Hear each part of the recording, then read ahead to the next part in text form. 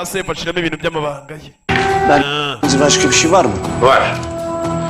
Kuzgunu al, depolara götür. Sasa bagira ngo akuze umujyane muri za depo z'abayahabuzi. Sen de işi tanı. Mutangira mwereke Tom. uburyo ibintu byoherezwa n'uburyo bitoherezwa, kira kitu cyose kigiye mu buryo mumwigishije. Hayatınızın işini yaptıracağım. Ndaza gukora kira kitu cyose kiraza gushimisha ubuzima bwawe. Ndaza gukoresha imbaraga zanjye zose kugira ngo ushimishe ubuzima bwawe. Jya muri business z'akaga z'amagenda. Hari amazikizi. Evet, güvenlik için. Hariya nyine ni uburyo bw'umutekano. Kart olmadan giremiyor ha? Hayır, None nshobora kubona undi muntu wakwinjiramo. kartsız girildiği zaman sistem Hano udafite iriya karita otomatikman alarm ni ibintu biri otomatike, ni ibintu byikora. veriyor. Sende vardır Bak. kart. Yok Aho abantu bafite kampani ahangaha udukarita ni bande, turiya dukarita canım. ni abantu batatu gusa muri iyi kampani. Tüm şirkette sadece 3 kişi de var. Rıfat Bey, Ni Rafati Ali Bey, Dilan na Ari Hanım. ndetse na Adira nibo bonyine bafite turiya dukarita Başka kimse muri uyu muryango. giremez. Nta wundi muntu ushobora kuba yakwinjira hakuno. Önce güvenlik. Umutekano wangu urakomeye cyane. Byanga byakunda Rafati afite umutekano nta kindi kibazo. Helal olsun. Ndumva atari bibi cyane. Kuva ku ruhande tugomba kwikuwata yamenye ko byanga byakunda akuzu ari watwitse akagaraje kiwe yajyaga byumva nk'ibihuha, ariko uyu munsi yabyimenyeye, yamenye yuko akuzu watwitse akagaraje kiwe. Yo biragenda gute fashe biti hakuno. Hey aya ifaranga ryarabuze hakuno, hari ibigaragaza yuko byanga byakunda agomba no gutanga amafaranga. Bamuciye amafaranga menshi cyane byerekeye n'ubwishingizi.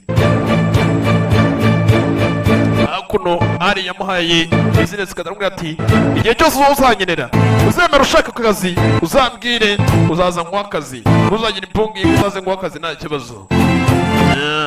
Mbere no gute fashe biti kurikira filime iracyari The Last Choice episode 21. Aya hakuno Bora cyangwa Kamasa nawe sinzi Gerçek Bora Dağ agiye gukora n'umwishe tanımayı sandığımdan daha çok hak ediyor. byanga byakunda agiye gutuma buri umwe wese amenya Kamasoni we. Giriş yaptık.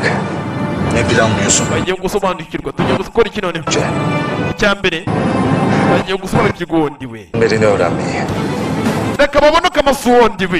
Hey bildiğimi sanmalarını istiyorum. reka maze nitware nkaho nagaragara mu nyuma nzabiyereka undi we. Hey Kamasa sinzi biragenda gute byanga byakunda Kamasa nawe twaje ibintu gake nadira aka kanya nyina amusabye kugira ngo abashe kuba yamusabye nyina wakuzu aramubwira ati mwana wanjye mfasha kuzuba byose abireke, kampani zivemo byose abireke, asubire ku muhanda nashaka mayibobo ariko mwana wanjye ahunge. Kamasa cawu cawu ndabakunda cyane, yari The Last Choice twarebaga.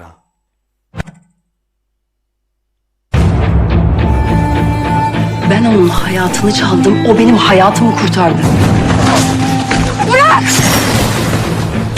Yani insan yakalayamayacağı kadar yüksekte bir şey göz diktiyse Yok, yüksekle aram iyi değildir.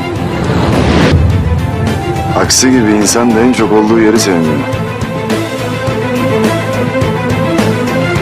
Kimsin sen? Benim adım Kuzgun. Ölümüm 3 gün, yeniden doğmam 20 yıl sürdü. Yerimde kim olsa geçmişi unutmayı seçerdi. Ne istiyorsun? İntikam almak mı? Kim sen olsun? Saklanma.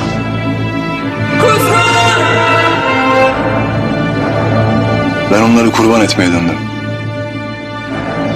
Rıfat babam ne?